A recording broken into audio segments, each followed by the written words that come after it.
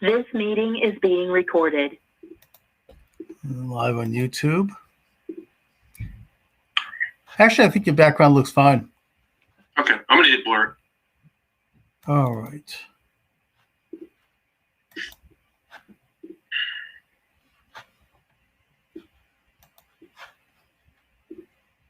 Actually, that's pretty cute.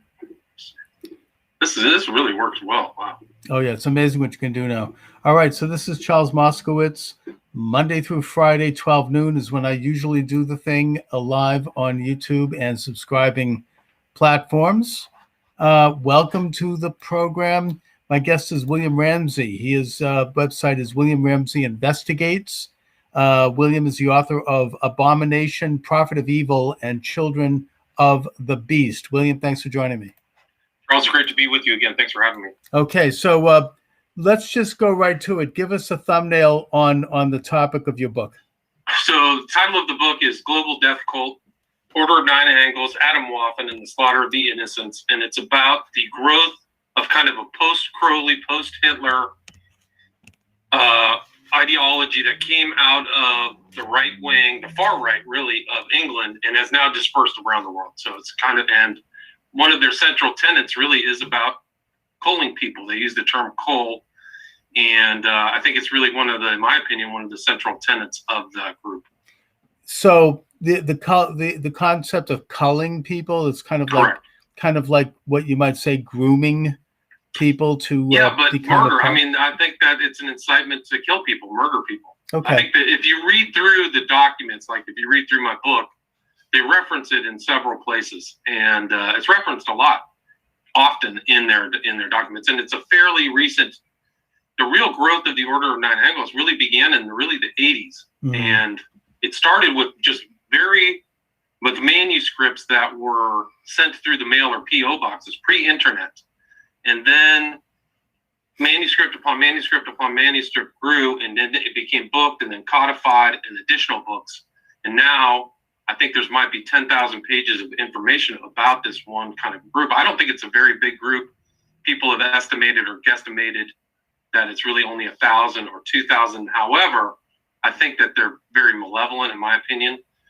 And they've showed up in this stuff. So Atomwaffen is this kind of right-wing group in the U.S. And that ideology, some of those books that I kind of go through chapter by chapter, but some of those books are found in this group, Atomwaffen, that's caused a lot of trouble in the United States. Now, let's before we get into the actual membership and the nature of that, I just want to do a little bit of background here. You say that it goes back to Aleister Crowley and his OTO, which is the Ordo Templi Orientum, the kind of the infiltrated Masonic cult that he was involved in and that he brought to a more of a satanic element, and that you tie that into, of course, the Nazis. I mean, which emanated out of a secret society, the Thule Gesellschaft in Europe, and just the kind of the occult, what we euphemistically and broadly call the New Age movement. So give us some background so we can then bring things up to date. How did this actual organization start, and who started it? So the central figure, kind of, he denies that he's written most of it. His name is David Myatt. He was a member of right-wing groups in the UK, in the United Kingdom. I think that the group was National Action, but he came out of that. But during his involvement in this kind of National Socialism, which really was British National Socialism, at the same time he maintained an interest in occultism. Okay. So you kind of see this parity, but actually it is similar to Nazism. So it's post-Hitler, but they kind of learned from Hitler and Crowley. So Crowley died in 1947.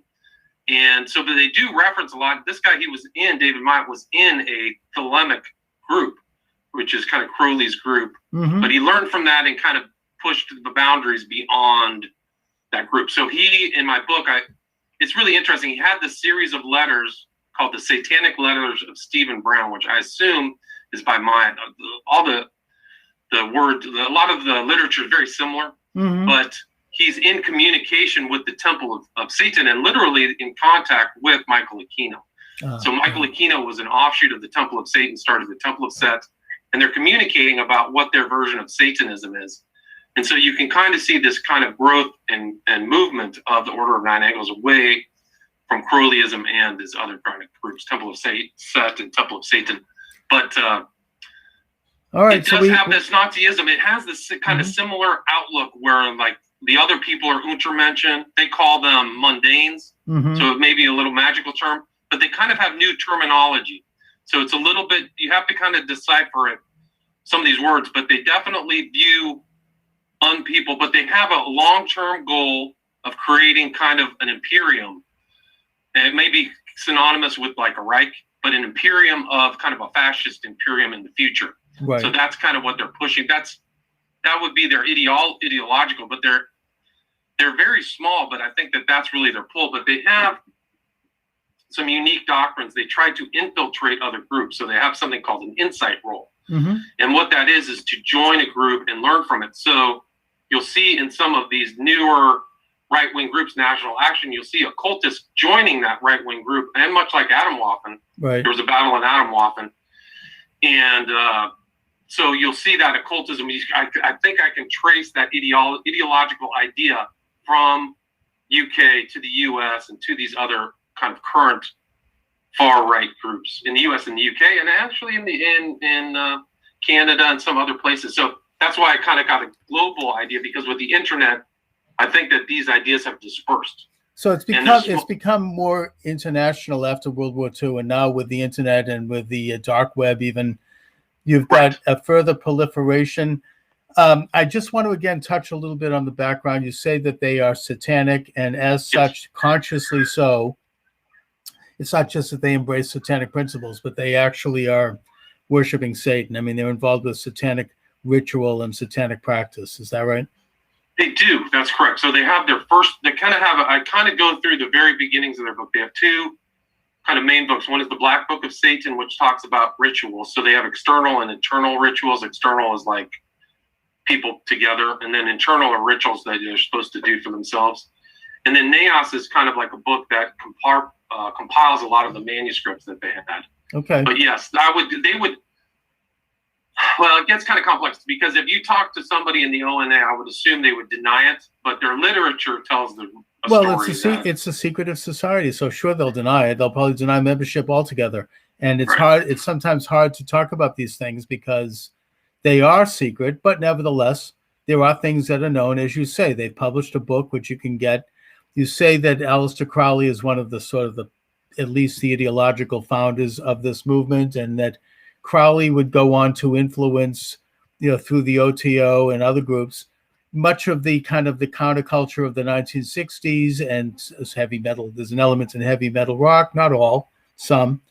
And that I would even trace it back to Blavatsky and the founding of the Theosophy Society in New York in the 1870s, which eventually would morph into the religion of the United Nations and their meditation rooms. So this is it's a set of ideas. You're talking about an ideological or intellectual genealogy, tracing back to Eliphas Levi and Blavatsky through Crowley, and then to this group is probably considered a branch or an offshoot. It's one way to look at it. Right, and it does have clearly a racist and element to it, that I think originated with Darwin when he scientized racism through the theory of evolution, saying that there are some species that are more evolved than others, and that this became almost a cornerstone of much of the enlightened establishment up until World War II, when it became unfashionable after the Holocaust. And then it kind of re-emerged with Julian Huxley and UNESCO. So these ideas they're not new, and they've been around in the broad sense, just at the edges of our elite establishment, both on the left and on the right. But in this case, William, we're talking about a very specific cult that began to emerge after World War II. Now, you say that they're around today, that they're more international. They're in the United States. They're in Canada. They branched off from Britain, maybe in European countries. I don't know. Correct. That's correct. Is this made up? Who is in it? I mean, I don't know. You don't necessarily need to name names because I'll get kicked off YouTube. But Who? I mean, there's unknown. The total membership is unknown, but you can trace. I have a whole chapter. So they call their groups, instead of like a cell, I would analogize it to a cell of like an underground group. They call it a Nexion, Nexion, and you can trace these groups through the internet and through their websites that they're in Serbia, France, England, Sweden, Canada, U.S., and there's a lot of these Nexions. One's called the Temple of Blood in, I think it's South Carolina. Mm-hmm. So there's like little tiny cells, like you'd almost, like Bader Meinhof or some of these other underground groups, maybe a communist cell, but this would be a right-wing cell. Gotcha. But with kind of like a reordered National Socialist idea with occultism in it. Right. So with the National Socialist, they wanted to evolve man. Yeah. One more thing. So the founder was actually in the National Socialist movement, and he has signed he had some kind of signature from Otto Raymer. If you remember, Otto Raymer was essential to Hitler surviving what's known as the Valkyrie assassination attempt. Right. Von Stauffenberg. So he's connected. He knows. I mean, he's hanging out in these post-war groups, post-World War II groups. And I think it's interesting because you see this, and you can see this influence of this idea. But like you were said, the racism. So in their doctrines, they have the mundanes, they have homo hubris. They kind of look at other people with contempt, and they have this idea of this Nexion, which is little seedings of their ideology through groups all over the world. So that's why I titled the book Global Death Cult, because they do have an emphasis, I think, upon murder. And it sounds to me like it's almost a standard description of the ruling class. I mean, the kind of the elitist internationalist types who just recently took over the U.S. government. I don't want to get too into that because I'll lose my YouTube channel.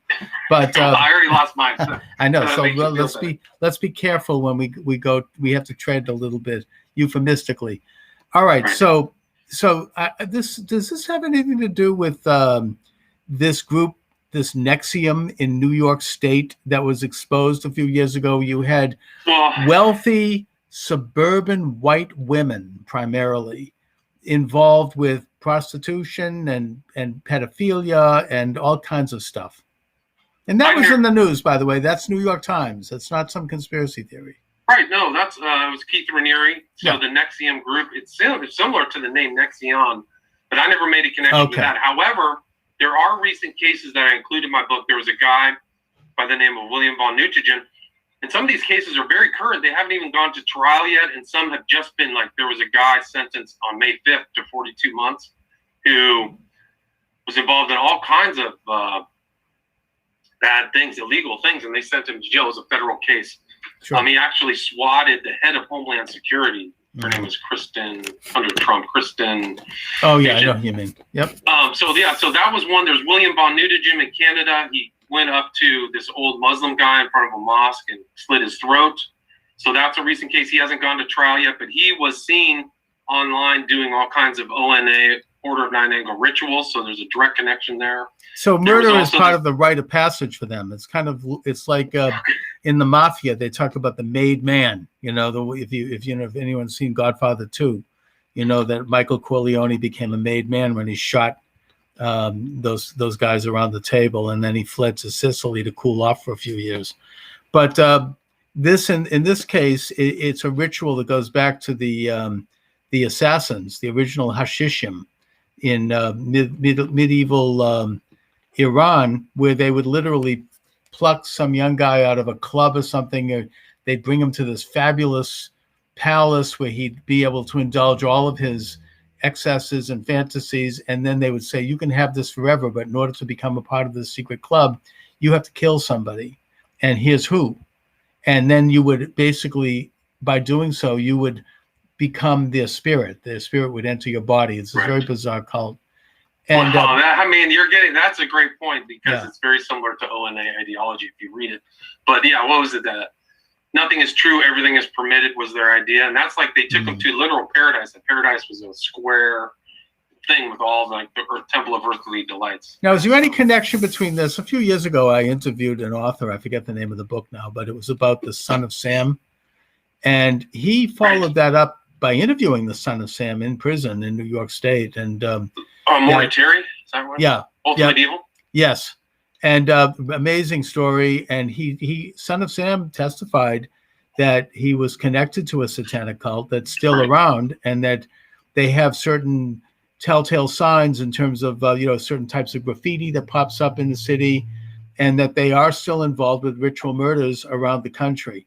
Now, does your group have any connection to that? Very kind of in a very tangential. There was one person who was a big admirer of the Process Church of Final Judgment. It's in this kind of modern, this is very recent, like as of this year or last year. So it seems like they know about the Process Church, and that's who Berkowitz mentioned in a recorded tape, because I've heard him talk about the process. Yeah. But his specific thing was, I think, the 22 Sons of Hell or 22 Sons of Sam. But the documentary that just came out, Sons of Sam on Netflix, is very interesting, and they actually take the position that there's more people involved in those murders than just Berkowitz. And also Jay Dyer, who's a regular guest of mine and who's the author of Esoteric Hollywood, he makes a connection between most of these mass murderers, Bundy and these other guys, and satanic ritual and possible connection to satanic cults. That there's an element of that there as well. Yeah, and that goes back to like Dave McGowan. It's the politics of serial murder. When they have on the cover of his book, that's a pentagram carved into somebody's chest. It's really brutal. Yeah. But so I think that there's more of that. I think Jay's probably right. I mean, I think there's a lot more of this occultism. It's not fashionable to attach occultism to murder, and part of it comes from the landing report of the FBI. But I think that also a lot of these people who are maybe involved in that kind of stuff do not want that truth to become out. I think that that's a lot about this loaded term satanic panic as well. Right. Is that a lot of the people who are spouting about satanic panic are into the occult. So like they're trying to kind of now, William, when you talk about this, it also makes me think about the Q Anon theory. Now, I'm not a fan of the Q Anon because we don't know who authored it. It's an anonymous thing. It's kind of like 10 years ago, you had Anonymous with the mask of Guy Fawkes. So you didn't know who was behind that. And when I don't know who's behind something, I can't trust it. You don't know what's going on. However, there seems to be some grains of truth in the single aspect of their claim that the international elite, or an element of it, in government, business, entertainment, media, academia, in various areas, are involved in both satanic practices and pedophilia. Do you have any connection with that? This group, as far as I could get the research, all I really do is kind of read the documents and see what's online. But what I could ascertain is that it was really a very secretive group with very underground credentials that has surfaced very recently and become much more, the ideology is becoming much more acquainted with people who are like in Charlottesville and some of these other characters, but I didn't really see it as an elite. Maybe it is an elite sensibility. So it was the guys with the tiki torches saying we want to stop replacement, the anti-Semitic thing? Correct. Okay. And they would call, their idea is they have, the way it's written, and it's in my book, is they have contempt for what they call the Nazarenes and the Magian worldview, which I think would be a Judeo-Christian. There would be a Judeo-Christian antipathy would be how I would describe. So then they're not only anti-Semitic, but they're also anti-Christian. Correct, very much so. And they're very much into some kind of pagan, New Age, theosophic. Yeah, I would say their outlook is really pagan. I think it's a very pagan outlook, and you kind of see the same thing. So it kind of overlaps with some of the. If you've heard of George Lincoln Rockwell, who's the head of the American Nazi Party. Yep. So it comes out through there's a guy by the name of George Mason who wrote a book called Siege, where that's also very strong anti-Christian animus of these guys. William Pierce. Oh, yeah, sure. So you see this. Eternal Diary. Yeah, right? Correct. Yeah. So then it's a mix of this. of ideologies, but some of that stuff that comes from the organized Order of Nine Angles has suffused some of the new Nazi movement. I mean, some of these guys there's literal social media posts where these guys are holding up the Sinister Tradition, which is an Order of Nine Angles book. Okay. So they're clearly affiliated, and there's a lot of people who are seeing this. So I think it's a new kind of twist on the National Socialism. It's post Hitler. It's something new. It sounds like that. I mean, National Socialism was kind of couched itself in like a pseudoscience, claiming to be scientific fact. It was anti-religion. It was anti-God. It was certainly anti-Judaism and Christianity. Right. They were trying to ban Christianity. Oh yeah. They thought that Judaism was the head of the snake, and they felt that getting rid of that would eventually purge Europe of this Judaizing influence, which is how they viewed Christianity. Right. And that they had this utopian idea that they could create this new kind of human being, the Übermensch. I mean, that seems to be all over this, right? That's such a great point, Charles, because that's the way the Order of Nine Angles sees its influence on its followers, is they are creating a new type of human being. How influential are they right now in this country? Pardon me? How influential are they? I mean, I don't think that they're really political influential. I couldn't see it, but I do think that they have an impact on. I think they're criminally minded. I think that if you really, it's like talking to somebody's ideology, whether they're Christian, Jew, Muslim, or anything. How intense is that person absorbing? Like maybe in Christianity it would be like a super right wing, or a very conservative Jew, or a certain type of Muslim would be very serious. But if you were very serious about the ONA, you would definitely be a different type. I think that it would shape you into a completely different type of person than I would think so. I mean, first of all, you remove the idea of a creator of the universe, and everything is like it's in a way it's very more similar to communism, in that it believes that they can create this earthly ant colony where everybody's de facto equal, except in their case, which was where communism and Nazism differ. For the Nazis, it was more of a biological elite, a group of people who had evolved into a superior species, the Übermensch, who would then, benevolently decide who gets to live and die in the rest of the world for the good of mankind. Right. That's very similar to the ONA outlook. Yeah. I've had the misfortune of reading a lot of their material, and if you absorb it, they have that overarching, we're superior, we're going to make decisions on an evolutionary basis for who lives and dies, much like the Nazis, if not the exact same thing as the Nazis. Yeah, and by the way, these are not just a bunch of nutcake, people that you lift a rock up somewhere and find. I mean, these are people that are around. I mean, this is a group that has inside influence. It's secretive, so we don't know who might be involved, possibly at high levels of influence, not necessarily in the government, but in the culture, in business, even in your church or your synagogue. You might have. Well, I mean, it's a really good point, because that's the infiltration element of these ideologies. Is it could be anybody. Within the ONA, they have different terms and terminology, and it's almost like a software somebody could pick up. But I would consider it a very malevolent software. But you're right; it could be somebody who is in high tech or something, finds this ideology like, hey, that's me. Right. And all they need to do is really find 1 in 10,000 people, 1 in 50,000 people in the world. And that's, So they basically they're doing like scouting to find a certain type of person that might be malleable to this, and then they recruit them, so. like a lot of groups do. I mean, like cults, except in this case, it's not. They get brought in, they're asked questions, and they're groomed. It's kind of like a winnowing process, like weed and chaff almost. So I think that if you look at the group, I think that's very standard, even in like the Process Church of the Final Judgment. The Process Church was much more complex than people think. It had all these grades, and there was an inner and outer order, and very similar to Atomwaffen, which supposedly disbanded. It had an inner and outer order, and that was something that grew out of the internet too.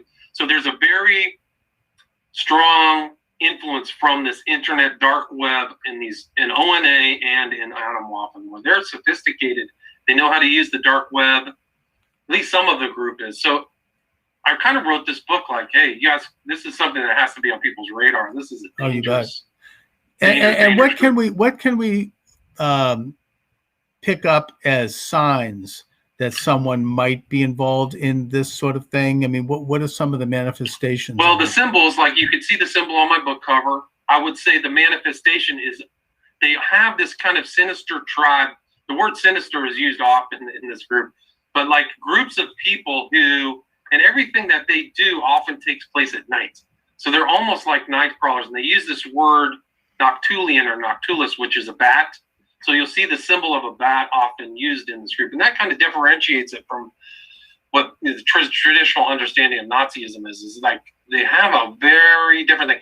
So you got to watch out for these symbols and the different word usages like Nexion and different terms. Of, it's really, for me, it was like an introduction to underground literature. Mm-hmm. And that's really what this really came out of, was small manuscripts of people writing and sharing in small groups. So it's hard. I wish I could give you a good answer to like have something to look out for, but they have a certain outlook and a temperament. What's really scary is some of the members look very like, they just look like normal average people is my understanding. For sure. From what I understand. There's a couple good articles out there. People have studied the ONA. I don't want to mention some of the journalists' names, but some people have interviewed them. You can find them online. But they seem to be like something happened in the last year or something where they got put on people's radar, because one more name I wanted to mention was Meltzer.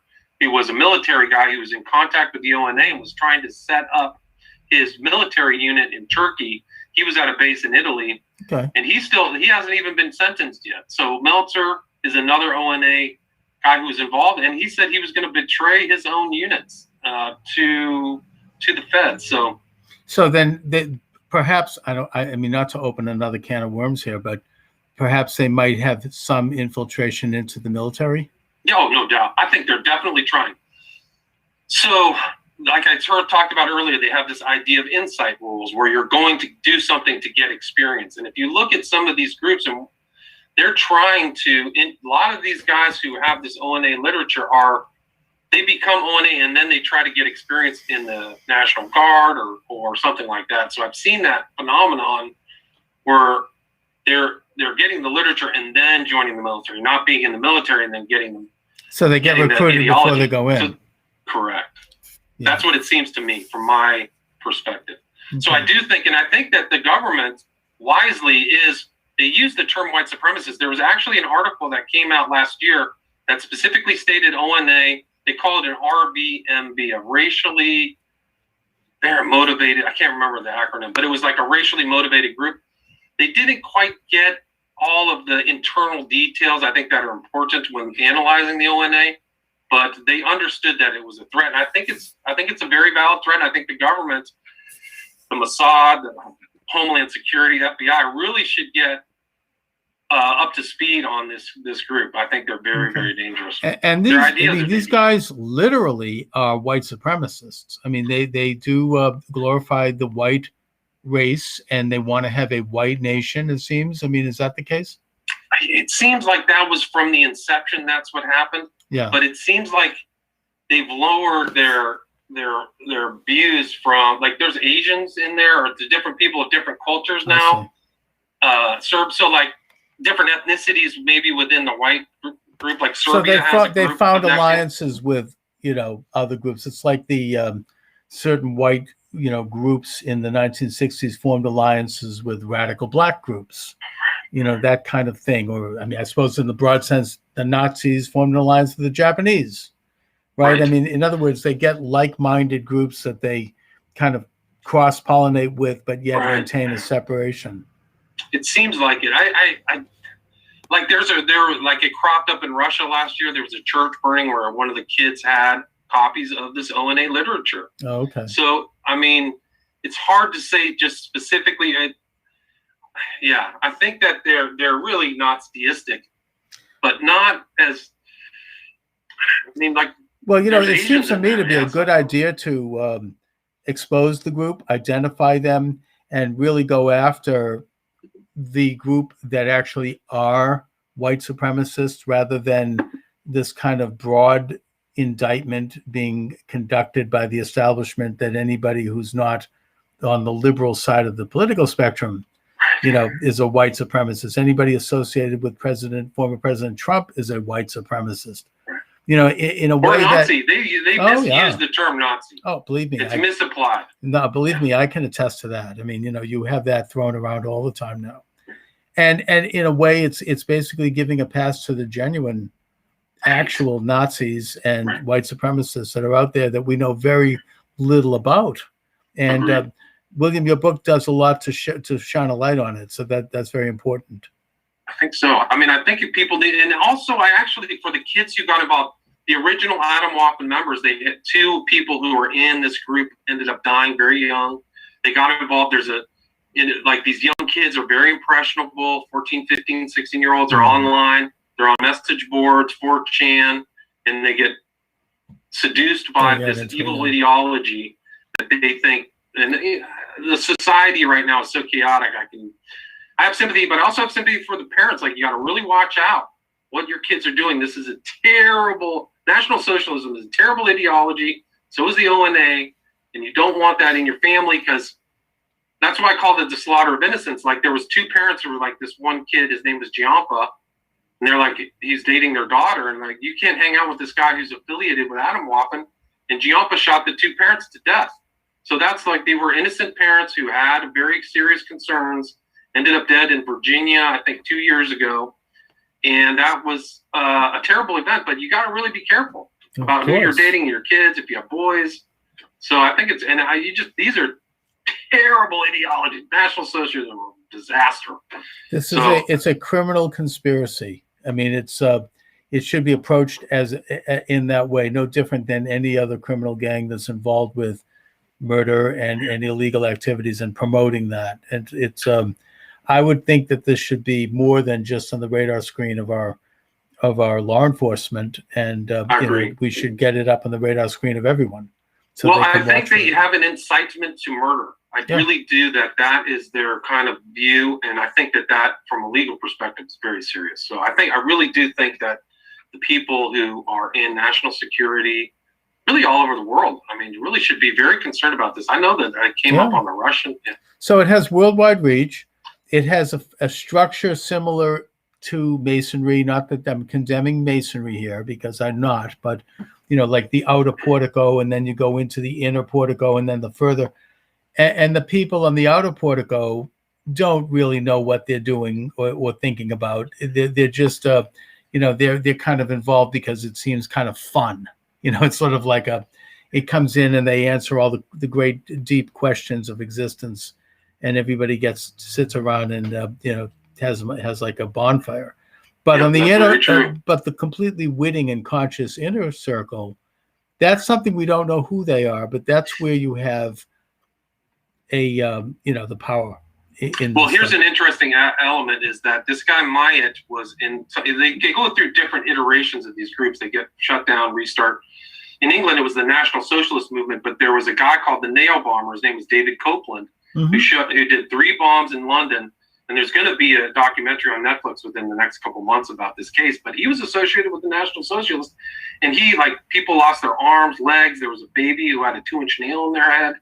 So awful things come out of this, and it really got to be aware. But that was, and in my book, I show David Myatt being interviewed by, some people in the UK who are really, there's some Hope Not Hate is a group that kind of has been following this as well. So there's other journalists clearly who've been looking into it. I would say I look at it more occult thing, but it's ugly. It's really stuff. Not good. I'm surprised the government hasn't really done more in some ways. Well, that in itself is a question, but it's pretty ugly. So William, let my listeners and viewers know where they can get your very important book and information about you and your work. So you can buy signed copies. I think the best is really the book form of the book, not the Kindle, because of some formatting. And I do like to put pictures in there so people can kind of see names, faces, and things like that. So that's at my website, William Ramsey Investigates. I'll send you a signed copy. But you can also get the book on Amazon, or the Kindle version. All right, and I'll put a link up to it on the show. And let's stay in touch. I want to touch base with you after I read it and do some more programming, because this is a very important issue we need to bring a light on. Great. All right, William, thank you so much for joining me. Charles, great to be with you again. Thanks so much. All right. Take care. You too.